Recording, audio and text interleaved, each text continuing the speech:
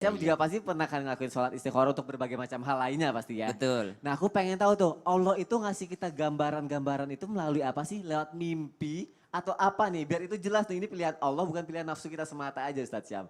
Oh, Silakan Masya Ustadz. Allah, sebenarnya jawaban daripada istikharah itu sudah ada di dalam doa istikharah itu sendiri.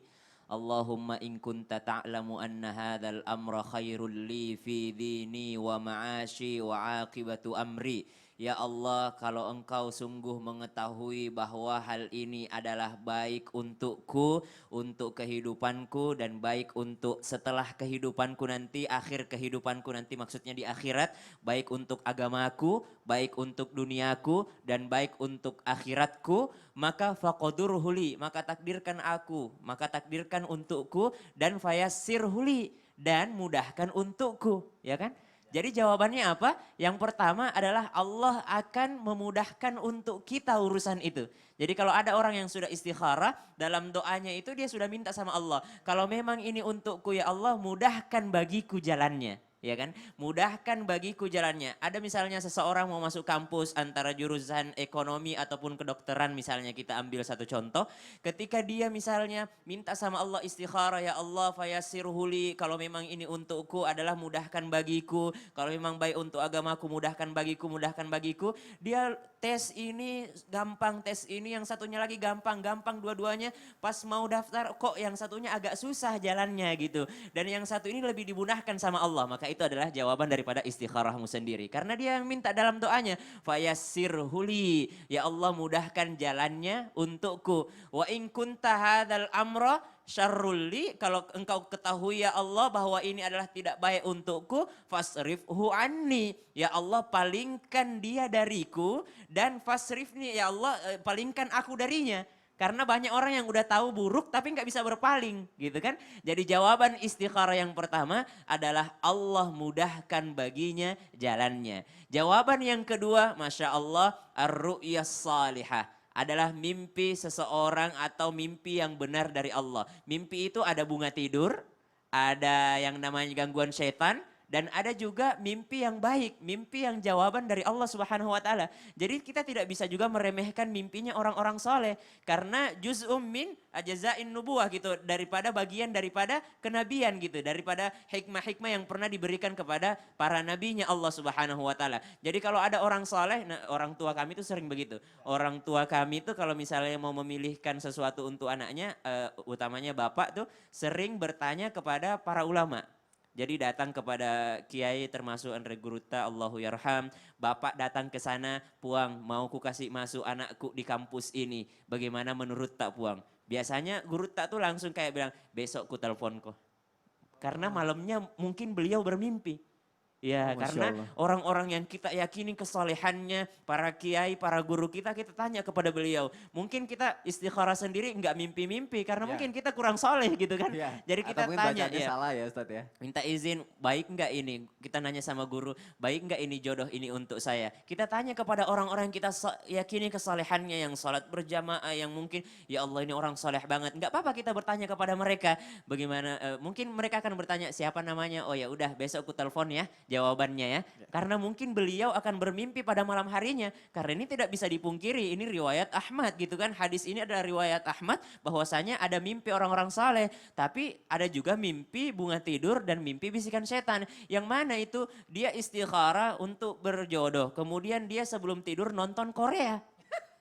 Di mimpinya yang muncul, yang di Adegan mimpi, Koreanya. iya, Sun Joong Ki yang muncul di mimpinya. Lalu Ada dia Kapten bilang, Ri. Ustadz saya istikharah, yang muncul di mimpi saya Sun Joong Ki dan Lee Min Ho. Bagaimana Ustadz? Saya bingung antara Lee Min Ho dan Sun Joong Ki. Bagaimana caranya kau tidak bermimpi Lee Min Ho? Kalau sebelum kau tidur, kau ketiduran karena nonton drama Korea. Jadi itu bukan mimpi dari orang soleh atau bagian daripada kenabian. Jadi sangat mudah untuk memprediksi bahwa ini jawaban Allah atau misalnya cuma nafsu. Antara lain adalah ketika seseorang istikharah tadi yang dianjurkan oleh guru kami Ustadz Faris, bahwasanya bahwasanya Allah akan memudahkan jalan baginya. Allah akan memudahkan jalan baginya. Ada beberapa teman-teman yang sudah mantap menikah misalnya, ini ada curhatan dari teman-teman, mantap menikah tapi ternyata lama-kelamaan kok batal gitu, bisa cancel sendiri gitu. Dan ternyata itu adalah jalan Allah untuk menunjukkan sesuatu yang jauh lebih baik daripada Masya itu. Allah, berarti kalau Allah sudah ngasih kita kemudahan jalannya dan kita Betul. dimimpikan yang baik, insya Allah berarti itu adalah jawaban dari doa-doa Iya. kita. Sony masuk Islam itu indah nge-host istikharah gak? Istikharah, istikharah lagi, istikharah. Iya, Itu iya, iya. ternyata aku jadi berkah juga. Jadi aku dapat ilmu juga dari guru-guru aku Oh, yang ada di Masya sini, Masya Allah. Allah. Jadi semuanya aku ngerasa Masya Allah ini jalan yang terbaik juga buat aku. Masya Allah. Masya Allah. Terima kasih Ustadz Syam. Sama-sama. Baik jamaah yang ada di rumah, kita siapkan hati kita siapkan pikiran kita, dan kita pasrahkan pada ilahi. Dan kita akan masuk ke segmen Al-Quran Menjawab.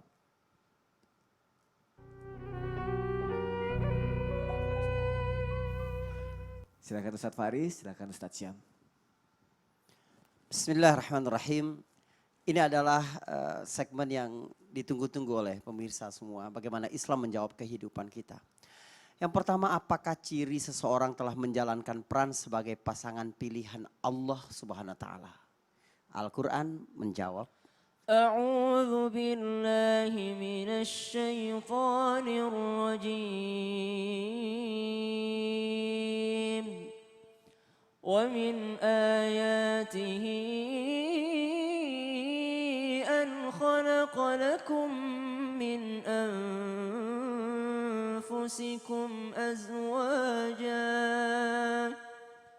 لتسكنوا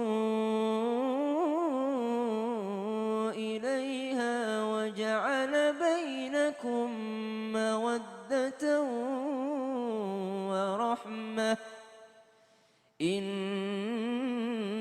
في ذلك لآيات لقوم يتفكرون. Masya Allah. Bahwa ada 3 fungsi seseorang menjadi pasangan bagi seseorang yang lain. Yang pertama adalah sakinah, yang kedua adalah mawaddah, yang ketiga adalah rahmah. Allah jelaskan dalam surat Ar-Rum ayat 21 ini tentang tanda-tanda kebesaran Allah Subhanahu wa taala. Bagaimana itu bisa terjadi? Kalau sekiranya seseorang dengan menikah itu dia menjadi lebih tenang. Sakinah berasal dari kata sakan. Sakan itu berarti diam. Ini manusia merefleksikan kehidupannya. Jadi seseorang bisa berjumpa apa saja persoalan dalam kehidupan di luar rumahnya. Dengan saudara-saudaranya, dengan teman-temannya, dengan pekerjaannya, dengan karirnya, dengan bisnisnya.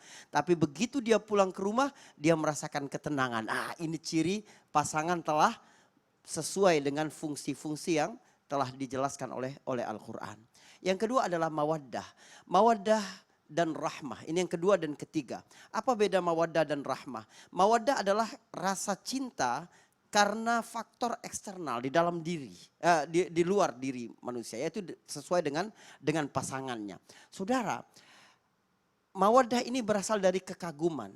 Jadi bagaimana pasangan berpenampilan lebih baik, berpenampilan menarik, menyiapkan senyuman yang paling bagus, melayani suaminya. Lalu timbul mawaddah. Ini berarti dia sesuai dengan fungsinya.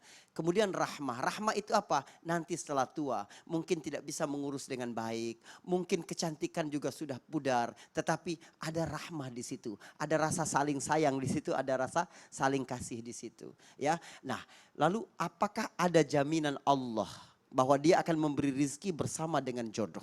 Al-Quran menjawab.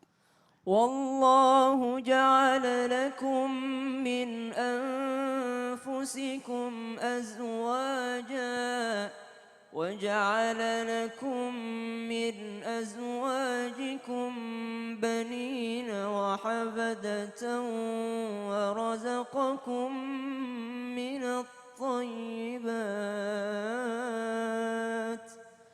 أفبالباطل يؤمنون وبنعمة الله هم يكفرون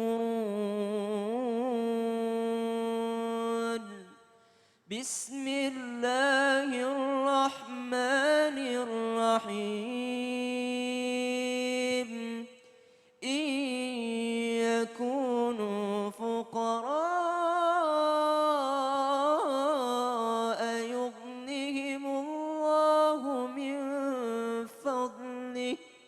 Wallahu wasi'un alim. Subhanallah.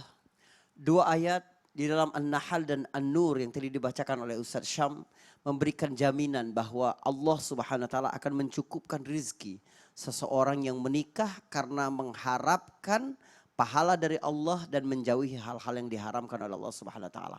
Kalau kita memahami ayat ini dengan logika akan sulit paham. Tetapi lihatlah janji Allah pasti akan benar. Maka kalau seseorang benar-benar menikahnya karena Allah untuk jauh dari yang haram, maka Allah akan memberikan rezeki. Tetapi apakah berarti jika sesuatu telah dijanjikan oleh Allah Subhanahu wa taala, maka keluarga tidak mungkin akan menerima hal-hal yang buruk? Tidak mungkin. Karena fungsi suami maupun istri adalah sebagai pakaian. Artinya menutup hal-hal yang kurang dari pasangannya. Al-Quran menjawab, أحل لكم ليلة الصيام الرفث إلى نسائكم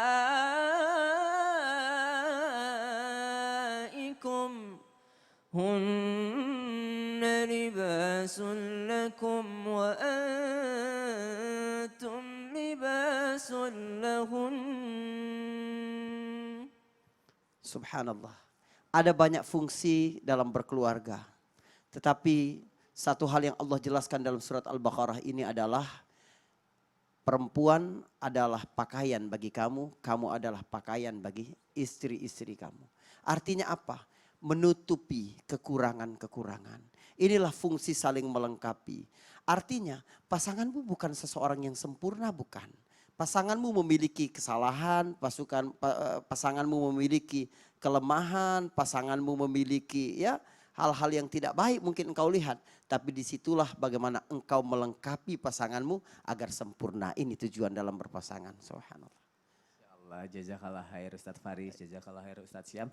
Baik, satu lagi saya mau nanya sama Ustadz Syam sebagai perwakilan generasi milenial sekarang. Ini anak-anak milenial nih wajib disimak nih pertanyaannya nih. Bagaimana nih caranya agar para anak-anak milenial ketika memilih jodoh itu nggak terjebak dengan pilihan nafsu saja. Tetapi jodoh yang dipilih itu harus berdasarkan pilihan Allah. Silakan Ustadz Syam. Berdasarkan pilihan Allah berarti sesuai dengan syariat Allah. Sesuai dengan apa yang dituntunkan oleh baginda Nabi Muhammad sallallahu alaihi wasallam, menikahi karena hartanya, menikahi karena cantiknya, menikahi karena keturunannya, itu boleh-boleh saja kata baginda Nabi Muhammad sallallahu alaihi wasallam. Tapi yang lebih utama adalah menikahi karena agamanya. Artinya kita bisa memilih karena cantik, boleh saja. Kalau dia ada agamanya, boleh kita memilih karena harta, kalau dia ada agamanya. Boleh kita memilih karena keturunan, kalau dia ada agamanya. Dan boleh kita memilih ketiganya. Ada teman saya mengungkapkan kalau bisa mulai dari 1000, kenapa kita harus mulai dari 0, ya kan? Jadi udah lengkap semua 4 ini, ya kan? Diajarkan, manajer kami ngajarin itu bahwasanya partner kami ngajarin kalau bisa mulai dari 1000 Syam, kenapa harus mulai dari 0. Jadi kalau sudah punya 4 ini, Masya Allah berkah dari Allah Subhanahu Wa Taala. Apakah itu pilihan nafsu karena kita melihat dari 4-4-nya? Oh tidak, tentu saja tidak. Kenapa? Karena ada pilihan agama di situ. Dan yang fadfar bidzatiddin, kalau kita memilih karena agamanya, engkau akan bahagia tentu saja. Dan itu jaminan daripada Allah dan Rasulnya. Yang kedua tentu saja yang sudah tadi kita bahas sama-sama adalah istikharah. Kalau memang Allah yang memudahkan jalannya, berarti itu sudah pilihan Allah. Yang ketiga, dari pembahasan yang sudah panjang lebar dijelaskan guru-guru kami tadi yang mulia, bahwasanya tentang takdir begini, tentang nasib begini, ya kan orang Indonesia bilangnya nasib sebenarnya. Nasib dan takdir itu adalah sesuatu yang sama sebenarnya. Nasib itu dari bahasa Arab nasib. Nasib artinya adalah bagianku, ya, bagianku atau jatahku segini, ya jatahku segini, tapi sudah semua ditentukan oleh Allah Subhanahu Wa Taala. Dan yang paling penting yang kita ambil dari pelajaran tadi adalah ternyata nasib, takdir itu, takdir Allah masih bisa dinego. Masih bisa dinego? Masih bisa dinego. Bukankah di awal segmen Ustadz Faris sudah menjelaskan yamhullahu ma yasha wa yuthbit. Allah berhak menghapus takdir, Allah berhak untuk menuliskannya kembali, Allah berhak untuk menggantinya. Maka kalau kita sudah yakin bahwa takdir bisa dinego kepada Allah Subhanahu Wa Taala, maka mintalah di sepertiga malam akhirmu sesuatu yang terbaik untukmu. Ya, kalau misalnya engkau sedang ngebucin, kalau misalnya engkau sedang terjebak dalam satu cinta, misalnya satu hubungan yang tidak jelas arahnya kemana. Ustadz saya sudah pengen banget nikah tapi cowok saya nggak ngelamar-ngelamar. Berarti Anda sedang terjebak dengan sesuatu yang tidak berujung gitu. Maka minta sesuatu kepada Allah. Ya Allah, kalau takdir saya seganteng Lee Min Ho ya Allah, minimal seperti Lee Min Ho. Kalau tidak dapat Lee Min Ho yang lebih baik daripada Lee Min Ho. Nah, kayak ya kan. Jadi minta sama Allah jangan tanggung-tanggung dan detail. Dan detail, ya Allah, saya selalu salah doa sebenarnya Son. Saya Gimana? berdoa, ya Allah saya pengen nikah habis lebaran. Saya lupa nyebutin lebaran, Lebaran tahun berapa. kapan ya? Lebaran tahun berapa. Benar. Jadi ternyata doa itu harus detail kepada Allah Subhanahu wa taala, ya kan? Yang pertama tadi adalah memilih, yang kedua adalah istikharah, yang ketiga negosiasilah dengan Allah dengan cara memperbanyak doa. Yang keempat tentu saja usaha untuk memperbaiki diri. Usaha untuk memperbaiki diri itu kenapa? Karena Allah sudah jamin yang baik adalah untuk yang baik. Tentu saja Allah akan melihat kita nih orang sudah memperbaiki dirinya. Tapi ada orang Ustadz dia baik tapi ternyata Allah kirimkan pasangan yang kurang baik. Oh mungkin menurut kita kurang baik tapi disitulah ladang pahala dia. Menurut Allah itu yang baik ya. Wa asa an takrahu syai'an wa huwa khairul lakum wa asa an tuhibbu syai'an wa huwa syarrul lakum wallahu ya'lamu wa antum la ta'lamun. Kalau sudah ditakdirkan Allah, ditetapkan Allah, tinggal yang kelima tadi, percaya bahwa inilah yang terbaik. Oh, katanya saya sudah memperbaiki diri, tapi kok saya dipertemukan dengan orang yang kurang baik, misalnya ibadahnya atau apanya, padahal saya sudah berusaha memperbaiki ibadah saya mengikuti syariat Islam, saya mengikuti ini, saya mengikuti sunnah, tapi pasangan saya tidak seperti itu. Oh, kita bilang tidak terbaik di mata manusia, tapi di mata Allah mungkin saja itu yang terbaik. Kenapa? Dengan pahala membimbingnya, itu Allah memberikan pahala yang sangat luar biasa. Allah sengaja mempertemukan dia denganmu supaya engkau bisa membimbingnya. Allah sengaja mempertemukan dia denganmu supaya kalian bisa bersama-sama ke jannahnya Allah. Lagian siapa kita mau menilai orang lain? Kita tidak pernah tahu siapa yang mulia di mata Allah Subhanahu wa taala dan kita tidak pernah tahu siapa yang rendah di mata Allah Subhanahu wa taala. Ya, tugas Masya kita Allah. hanya mengikuti syariat. Masya Allah, Iya. jazakallah khair Ustadz Syam. Intinya jangan ngebucin lah. Jangan ngebucin, takdir insya Allah masih bisa dinego. Dengan Dinego. cara apa? Dengan kita menjadi soleh dan doa yang baik-baik. Betul. Insya Allah, Allah akan ngasih yang terbaik buat kita semua. Masya Allah. Jamaah, ini gak boleh kemana-mana nih. Setelah jeda iklan ini akan ada ensiklopedia Islam nih. Ustadz Syam siap ya Ustadz ya? Insya Allah ada yang Masya menarik di Allah. Islam itu indah. Wah. Ensiklopedia Islam. Sayang kalau untuk dilewatkan, nanti juga akan ada doa bersama dipimpin oleh Ustadz Faris. Siap ya Ustadz ya? Masya Allah siap. Jadi jamaah, please jangan kemana-mana, tetap di Islam itu indah. Jamaah, oh jamaah, alhamdulillah.